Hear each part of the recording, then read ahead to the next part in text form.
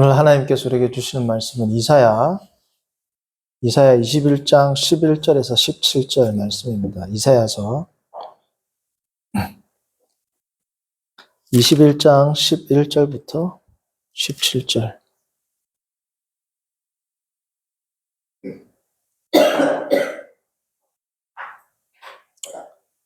한 절씩 교독합니다. 두마에 관한 경고라. 사람이 세일에서 나를 부르되 파수꾼이여 밤이 어떻게 되었느냐. 파수꾼이여 밤이 어떻게 되었느냐. 파수꾼이 이르되 아침이 오나니 밤도 오리라. 내가 물으려거든 물으라. 너희는 돌아올지니라 하더라.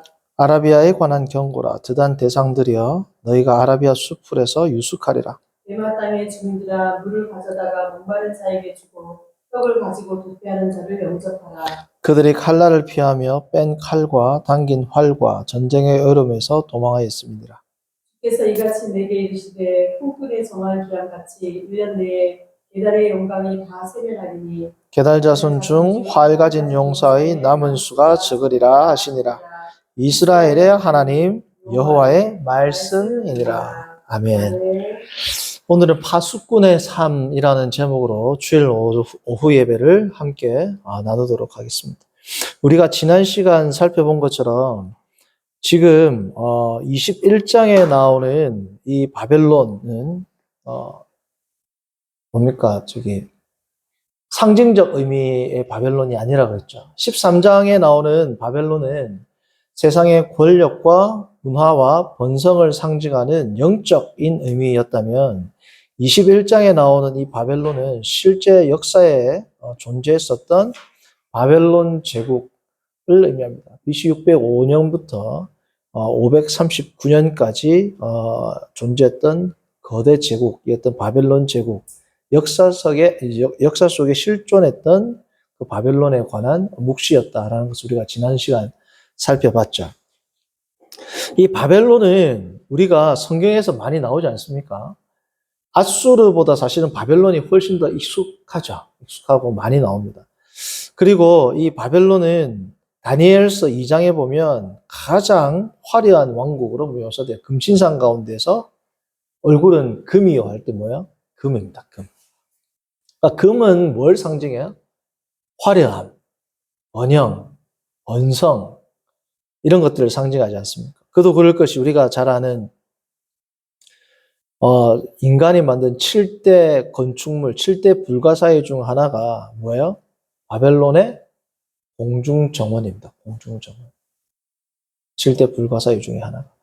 그리고 또 불가사의에는 들지 않았지만 자유주의 학자들은 바벨탑 사건, 11장에 나오는 바벨탑 사건을 사실은 BC 6세기에 이제 느부갓네살 2세가 완성한 그 말뚝 신전을 아카도로 바빌루라고 부르거든요. 그러니까 이 바벨탑이 사실은 BC 6세기에 건설되었던 그의 아버지 나보폴라살에서부터 느부갓네살 2세가 완성했던 그 바벨탑이다라고 추론을 하지만 뭐 어쨌든 우리는 그걸 받아들이지 않지만 그 정도로 그렇게 이야기를 할 정도로 엄청나게 웅대하고 웅장한 지구라트 신을 말뚝 신을 예배하는 신전입니다. 어마어마하게 큰 신전. 헤로도투스도 그것을 기록하고 있거든요. 그러니까 이러한 화려한 건축물과 화려한 문명을 자랑하고 있는 국가가 어디다? 바벨론이라는 겁니다. 역사적으로 실존했던. 자, 그런데 당시에 이제 물론 이때는 바벨론이 있지도 바벨론이라는 나라는 있지만 바벨론 제국은 있지도 않을 텐데 이사야가 지금 약 150년 이후에 쓸 일들을 이제 예언을 하고 있는데 아수르가 북쪽은 아수르요, 남쪽은 바벨론인데 거의 역사적으로 아수르가 훨씬 강성했고 지금 이사야가 활동하던 당시는 누가 전 세계 패권을 잡고 있었어요? 아수르 제국이었습니다. 아수르 제국. 이 아수르가 약 300년을 전 세계 패권을 가지고 있어요. 뭐 미국 해봐야 100년이잖아요. 그렇죠? 300년이면 성도님들 어마어마한 겁니다. 우리는 뭐 300년 얼마 안 돼 보여도 로마 제국이 워낙 길어서 그렇지만 300년이면 오랜 기간 당시에 패권을 갖고 있었죠. 그러니까 이제 당연히 유대인들은 이 아수르에서 이제 바벨론으로 넘어가고, 유대인뿐 아니라 전 세계 당시에 고대 근동 지방의 사람들은 아수르가 패권을 잡고 있는데 바벨론이 이제 그 바톤을 이어받았다. 그러면 최소 몇백 년은 바벨론이 세계를 지배할 것이다라고 생각을 했겠죠. 근데 웬걸 역사적으로는 바벨론이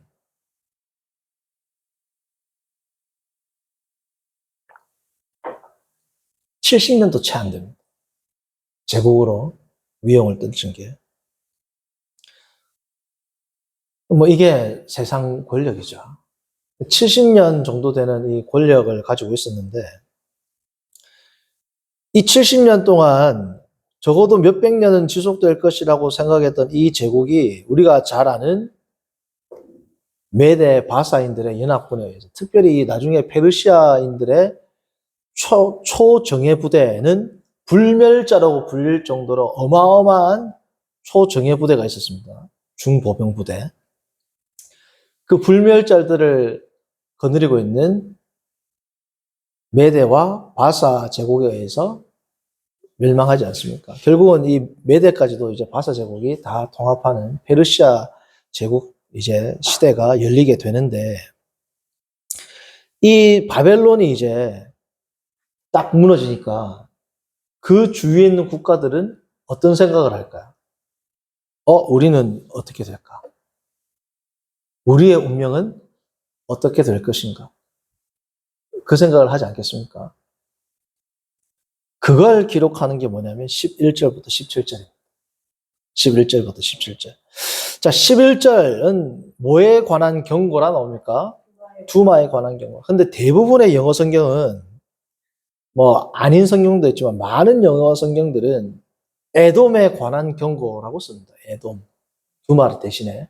근데 이게 이제 히브리어로 보면 두마하고 에돔하고 글자 하나 차이거든요. 그 에돔으로 보는 이유는 많은 영어 성경이나 또 학자들 가운데서도 에돔으로 보는 이유가 11절 두마에 관한 경고라 해놓고 뒤에 뭐라 씁니까? 사람이 세일에서 나를 보되, 세일이 어디냐면 에돔의 수도거든요. 그러니까 여기서 두마는 에돔의 별칭이다라고 주장하는 사람들이 있었습니다. 그래서 많은 성경에는, 영어 성경에는 에돔이라고 되어 있는데, 그러나 지금 처음에 두마에 관한 경고가 나오고 13절에 아라비아에 대한 경고가 나오고 그 다음에 드단, 대마, 그리고 17절 보면 게달 이렇게 나오잖아요. 이게 다 당시에 주위에 있었던 약소국들, 도시국가들 이름이거든요. 그런데 이 이름을 보면 어떻게 되냐면, 자, 제가 손바닥을 보면 여기가 동쪽이라 치면 여기가 바벨론입니다. 바벨론. 나중에 페르시아는 여기쯤 되겠죠. 이 바벨론에서 지형을 따라 쭉 오면 처음에 딱 나오는 게 어디냐면 두마입니다. 두마. 에돔의 두마는 여기 있어요. 그러니까 처음에 바벨론이 서진을 하죠. 서진. 바벨론이 한다. 페르시아 제국이. 페르시아가 바벨론을 먹고 나서 어떻게 합니까? 동진하는 게 아니고 서진해가지고 쭉쭉쭉쭉 들어와가지고 이스라엘 나중에 애국까지 잠식해서 들어가지 않습니까? 그러니까 페르시아가 바벨론 처음에 먹고 처음 나오는 게 뭐야? 두마입니다. 두마. 이 두마에는 뭐가 있느냐? 오아시스가 있어요. 오아시스. 두마가 있고 딱 내려가면 아라비아가 나옵니다. 아라비아 광야. 그리고 내려가면 뭐가 나오냐면 여기에 대마가 나와요. 대마. 여기도 오아시스가 있어요. 이 광야 가운데 오아시스가 있는 두마랑 대마가 이제 지나가면서 서진하면서 바벨론 제국을 멸망시키고 쭉 서쪽에 있는 제국, 이 도시국가들을 멸망시키는 하나의 루트라며, 루트. 그 길에 있는 도시들을 기록한 겁니다. 그래서 두마, 아라비아, 대마, 드단, 여기가 게달, 여기가 에돔, 이렇게 가면 이제 이스라엘이죠. 에돔, 모압, 에돔, 그리고 모압, 암몬, 그리고 저기 어디입니까? 다메섹. 이렇게 가면 이스라엘이란 말이죠. 이렇게 가면 애굽이고. 그러니까 페르시아의 서진 정책에서 나타나는 도시국가들의 이름을 하나씩 시작했다라면 에돔은 여기 있으니까 먼저 나올 수가 없죠. 그쵸? 바벨론 멸망시키고 그 다음 나오는 게 뭐예요? 두마란 말이죠. 에돔은 마지막에 나와야 됩니다. 이 지리로 보면 그렇지 않습니다. 그러니까 에돔으로 보는 것보다 두마로 보는 것이 더 적절하다라고 해서 학자들 가운데 두마로 보는 많은 학자들도 있습니다. 어찌되었든 간에 제가 이 말씀을 드리는 이유는 추풍낙엽처럼 떨어지는 이스라엘 편에서 볼 때는 동쪽에 있는 나라들, 페르시아 쪽에서 볼 때는 서쪽에 있는 나라들이 다 어떻게 돼요? 서쪽, 서남쪽으로 진격해가지고 다 나중에 이집트까지 먹잖아요. 그러니까 이 엄청난 거대한 파도 앞에서 이 도시 국가들은 두려워 떨까요? 두려워 떨지 않을까요? 두려워 떨단 말이죠. 그래서 이 도시 국가가 하나씩 뭐다? 다 먹힌다. 그 예언이 21장 예언입니다. 그 예언이. 자, 그런데 이 21장의 이 예언은 이사야가 사는 것보다 150년 이후에, 성도님들, 우리가 15년 뒤도 15일 이후의 일도 우리가 제대로 알 수 없잖아요. 근데 150년 이후의 일을 이렇게 정확하게 이사야가 예언을 한 겁니다. 그래서 성경의 무호, 성경의 영감을 믿지 않는 자유주의자들은 이게 제2 이사야 혹은 제3 이사야가 쓴 내용을 짜깁기 했다 이렇게 얘기합니다. 짜깁기 한 거다. 저 이후에 이사야라는 이름을 쓴 사람이 마치 이사야가 예언한 것좀 썼다라고 이야기할 정도로 정확하단 말이죠. 자, 그런데 이 150년 이후에 있을 일을 하나님의 입에서 선포되니까 이건 다 성취가 돼야 안 돼요. 다 성취가 됩니다. 성도님들, 우리가 하나님의 말씀은 1.1획도 변함이 없다라고 하는데 이 1.1획도 변함이 없다가 무슨 뜻이냐? 이사야가 150년 전에 지금 이야기했던 이대로 다 어떻게 성취가 된다. 성도님들, 죄의 싹은 사망이다. 우리에게는 사망이 사람들에게는 뭐예요? 자기 일 아닌 것처럼 보입니다. 뉴스에서는 교통사고가 나고 무슨 사고가 나고 무슨 사고가 나지만 성도님들, 우리가 그 사건을 보면서 나의 사건이라고 보는 사람 있어요, 없어요? 이 죽음은 나와 관계없다 생각한단 말이죠. 그러나 성경은 뭐라고 합니까? 너희가 반드시 심판대가 있다. 죄를 짓는 상태로 살면 너희들은 이미 죽은 목숨이고 백보자 심판 앞에서 너희는 영원한 죽음을 맞이한다. 와 같은 이 말씀은 1.1획도 변하지 않고 다 성취될 거란 말이죠. 그러나 사람들은 이 말을 믿을까요? 안 믿을까요? 안 믿습니다. 불신자들은. 자, 그런가 하면 지금 내가 너무 힘들고 어려워요. 성도님들. 내가 너무 괴로워요. 그런데 성경은 주님은 나의 뭐라고요? 피난처요. 주님은 나의 뭐요? 반석이요.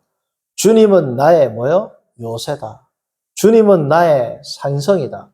성도님들, 이게 내 마음에 와 닿고 안 닿고 하고 관계없이 이게 실체란 말이에요. 이게 뭡니까? 진리인 겁니다. 내가 너무 힘들고 어려워도 내가 힘든 이 순간도 여호와는 나의 뭐다? 반석이다. 여호와는 나의 목자시다.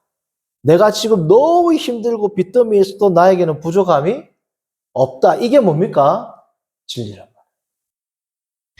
사람들은 세상의 판세, 상황, 현상을 보고 판단합니다. 150년 후에 이런 일이 있을 것이다. 누가 알겠냐고. 이 세상은 지금 아수르가 다 잡고 있는데 무슨 바벨론이 나타나가지고 말이 됩니까?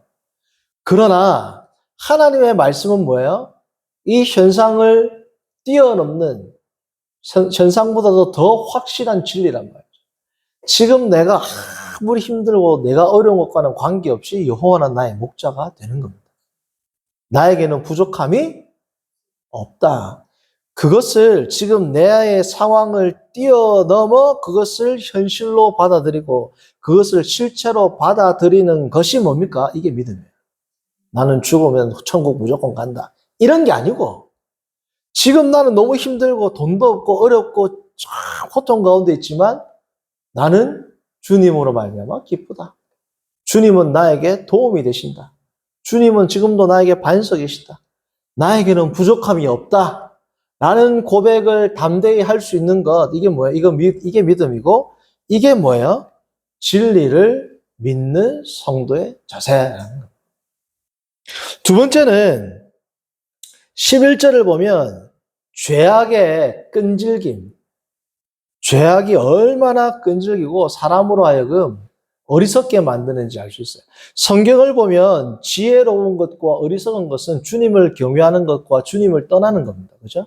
어리석은 것은 어떤 학문이라든 지식이 모자란 게 아니라 뭐예요? 주님을 인정하지 못하는 게 어리석은 거죠. 자, 믿지 아니하는 자들이 얼마나 어리석은가? 죄가 얼마나 인간을 아둔하게 하고 우둔하게 하고 어리석게 하는지를 보여주는 것이 11절입니다. 자, 봅니다. 지금 사람이 세일에서 나를 부르되 파수꾼이여 밤이 어떻게 자 두마가 여기 있죠. 저기 세일 에돔에서부터 벌써 보고 부른단 말이죠. 세일에서 나를 부르되 파수꾼이여 밤이 어떻게 되었느냐 파수꾼이여 밤이 어떻게 되었느냐 이게 뭐냐면 예를 들면 우리가 이제 저기 뭐 서울부터 막 저기 쳐들어 내려오고 있습니다. 서울에서부터 저기 쳐들어 내려오고 있단 말이죠. 자, 그런데 막 저기 쳐들어 내려오면 도망가야 돼, 안 도망가야 돼? 도망을 가든지 아니면 빨리 하나님께 돌이켜서 회개를 해야 돼요, 안 해야 돼요? 해야 되는데 지금 두마면 곧 있으면 에돔으로 도착하는 거단 말이죠. 근데 세일 사람들이 뭐라냐면 파수꾼한테 야, 저기 두마 어떻게 됐냐? 그리고 저기 이제 두마 다음에 대만은 어떻게 됐냐? 그러니까 다른 도시들은 지금 어떻게 됐냐고 계속 뭐예요? 물어보는 겁니다. 왜 물어볼까요? 그만큼 죄악이 끈질기다. 빨리 도망을 가든지 하나님 앞에 돌이켜야 되는데 자, 그날이 어떻게 됐노? 어떻게 됐노? 뭐야? 계속 물어만. 불안해하는데 돌이켜요, 안 돌이켜요? 불안한데 안 돌이켜. 세상 사람들이 그들의 마음 가운데 심리 가운데 불안함이 있어요, 없어요? 모든 자에게는 불안함이 있습니다. 이 불안은 뭘로만 없어질 수 있어요? 참된 안식과 평강을 주시는 주님 안에서만 해결될 수 있는데 그 복음이 선포돼도 자기는 불안하지만 그 복음을 받아들여야 안 받아요. 자, 그 다음 죄악을 저지르는 사람들은 이 세상의 끝이 있다라는 우리 기독교인들의 선포를 듣죠. 확률은 반반입니다. 있든지 아니면 없든지. 그런데 만약에 있으면 큰일 나는 거 아니에요, 그죠? 근데 쾌락에 쩌들어 있는 사람들은 이게 들려요, 안 들려요? 그냥 물어만 본단 말이에요. 파수꾼아, 지금 어떻게 돌아가고 있느냐? 밤이 어떻게 되었느냐? 밤이 어떻게 되었느냐? 이 흑암과 어두움, 이 어두움은 물리적인 어두움을 뜻하는 동시에 아주 암흑기를 뜻하죠. 그러니까 이 어두운 밤을 지나서 아침에는 뭐 회복이 됐는지, 아침에는 저기 돌아갔는지, 아침은 어떻게 됐는지가 궁금하단 말이에요. 아니면 지금 이 어려운 정세는 어떻게 해결됐느냐? 그걸 계속 뭐예요? 물어보기만 합니다. 물어보기만 합니다. 그게 뭐예요? 죄악 가운데 있는 어리석은 자들의 반응이라. 첫 번째 뭐예요? 주님의 말씀은 필연적으로 성취된다. 두 번째, 필연적으로 항상 진리이신 주의 말씀임에도 불구하고 죄악 가운데 쩌든 자들은 그 말씀을 받아들인다, 안 받아들인다? 그가 이렇게 극도로 몰리고 있고 불안함에 있음에도 불구하고 뭐예요? 안 받아들인다. 하나님의 자녀는 어려움에 내몰리고 정말 고통 가운데 있을 때 하나님을 믿습니다. 그거는 고통과 어려움이 사람이 하나님을 믿게 하는 게 아니에요. 끝까지 죽을 때까지 하나님 안 믿는 사람 있어요, 없어요? 그러니까 하나님이 택자를 선택할 때 누구에게는 고난을 주는데 이 고난 자체가 하나님을 믿게 할 수 있는 게 아니란 말이죠. 제가 아는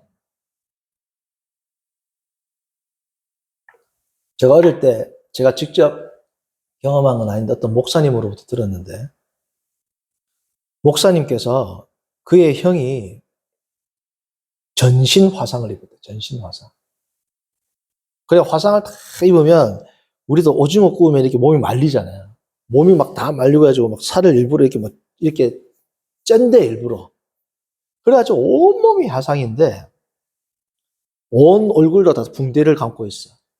그래가지고 형이 예수님을 그렇게 믿는 자기를 박해하고 예수님을 믿지 않았다. 자, 그래가지고 이 화상이 너무 심해서 의사들도 이 생존하기 힘들다. 그래서 이 동생 되는 목사님이 형한테 전도를 했습니다. 마지막에. 형, 예수님을 꼭 믿으라고. 그게 구원이 있다. 형이 뭐라 했는지 알아요? 그 목사님의 그 말이 제가 그때 초등학교 때 들었는데, 중학교 때 들었는데, 지금도 생생해요. 온몸이 불타가지고 움직일 수도 없는데, 이빨을 다다닥 하는 소리가 들리더래. 이를 갈면서, 니나 믿으라. 그리고 쌍욕을 하면서, 그렇게 돌아가셨다. 그러니까 성도님들, 이 죄에 찌든 사람은 안 듣습니다. 오늘 11절 보세요. 이렇게 지금 완전히 자기에게 죽음과 환난과 곧 끝나는 인생이 임박함에도 불구하고 그냥 물어보고 있단 말이죠. 세 번째, 파수꾼의 삶은 어때야 되는가? 오늘 말씀의 제목이 뭐예요? 파수꾼의 삶입니다. 자, 파수꾼이요. 12절에도 나오죠. 파수꾼이 이르되, 이 파수꾼은 1차적으로 누구를 이야기할까요? 이 문장 안에서는 말 그대로 파수꾼이죠. 근데 여기서는 이사야를 의미할 수 있습니다. 어떻게 이 세상의 정세가 되겠느냐 물어본다는 거죠, 사람들이. 더 나아가면 오늘날 뭐예요? 성도가 될 수 있겠죠. 그렇죠? 목회자가 될 수 있겠죠. 모든 그리스도인들이 될 수 있을 겁니다. 성도님들 보세요. 11절에 파수꾼한테 계속 물어봅니다. 파수꾼의 대답이 뭐예요? 12절. 파수꾼이 이르되 아침이 오나니 밤도 올 거다. 내가 물으려거든 물으라. 너희는 돌아올지니라. 이 너희는 돌아올지니라가 무슨 뜻이냐면 물으려거든 물으라를 강조하는 겁니다. 계속 돌아와서 물어봐라 이거야. 계속 돌아와서 물어보면 나는 뭘 이야기하겠다? 계속 아침이 오는데 밤도 올 거다. 이 파수꾼은 사람들이 한 번 물어보든 100번 물어보든 1000번 물어보든 똑같은 대답을 해야 돼, 안 해야 돼? 똑같은 대답을 위에서 파수꾼이 있는데 밑에서 물어본다고 해서 저기 안 오는데 온다라고 말해도 안 된다고. 오는데 안 온다고 해도 안 돼. 물어보는 횟수와 관계없이 자기는 자기가 보고 들은 것을 정확히 전달해야 되는 겁니다. 그게 뭐예요? 성도, 우리로 말하면 파수꾼, 성도, 목회자, 선지자, 그리스도인의 역할이란 말이죠. 세상 사람들이 나에게 계속해서 어떤 질문을 할 때, 나에게 압박을 할 때, 그들의 세계관을 강요할 때, 그 세계관에 우리가 넘어가면 돼야 안 돼요? 안 된단 말이죠. 한 번 할 때는 버팁니다. 두 번 할 때는 버팁니다. 10번, 20번 해서 넘어가면 결국은 그 사람은 파수꾼이 뭐예요? 파수꾼의 자격이 없단 말이죠. 그 대상이 나에게 몇 번을 물어보든 나는 동일한 대답을 해야 됩니다. 이 동일한 대답은 뭐다? 내가 듣고 보고 알고 있는 것. 그게 뭡니까? 성경이에요. 하나님의 진리를 있는 그대로 선포하고 하나님의 진리를 있는 그대로 드러내고 하나님의 진리된 삶을 있는 그대로 살아내고 주위에서는 세상의 문화에서는 어리석게 보이고 사람들이 볼 때에는 이상하게 보일지라도 뭐예요? 파수꾼의 역할은 그러한 역할을 하는 것이 뭐예요? 파수꾼의 정체성이고 사명이라는 겁니다. 오늘 우리는 11절부터 17절까지 보았습니다. 이것을 통해서 세 가지를 우리가 살펴봅니다. 첫 번째, 하나님의 말씀은 진리다. 어떤 일이 있어도 성취된다. 그렇죠? 그러므로 우리는 상황이 아니라 말씀을 붙들어야 된다. 내가 힘든 이 순간도 여호와는 나의 목자이시고 나에게는 부족함이 없다라는 그것을 믿음으로 고백해야 된다. 두 번째, 죄악은 우리의 눈을 가린다. 쾌락은 주님을 볼 수 없게 한다. 그렇죠? 세 번째, 파수꾼은 어떠한 상황 가운데서도 그가 알고 있는 진리, 그가 알고 있는 하나님에 대해서 정확하게 선포하고, 정확하게 행동하고, 정확하게 반응해야 된다. 그것이 파수꾼의 삶이다. 라는 말씀을 전했습니다.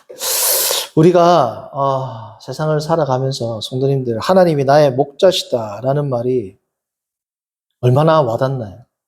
나에게는 부족함이 없습니다. 얼마나 와닿나요? 이게 와닿는 것과 관계없이 나의 입술로 뭐예요? 선포하셔야 돼요. 지금 내가 힘들어도 믿음으로 선포하십시오. 그게 뭐예요? 파수꾼의 삶이에요. 또한 세상에 있는 여러 가지 유혹과 압박이 온다 할지라도 말씀된 진리 대신 그리스도의 말씀대로 순종하고 나아가는 것. 그것이 파수꾼의 삶입니다. 우리가 파수꾼으로서 주의 말씀을 지키고 주의 말씀을 드러내며 살아가는 저와 여러분들 되기를 바랍니다. 아멘. 선하신 하나님 아버지, 오늘 이사야 21장 11절로 17절을 통하여 파수꾼의 삶이 어떠해야 함을 생각하게 하심을 감사합니다. 힘들고 어려운 시대에 주의 말씀이 진리임을 붙들고 더 나아가 주의 말씀대로 순종하며 나아가는 복된 성도들 되도록 인도하여 주옵소서. 예수님의 이름으로 기도합니다. 아멘.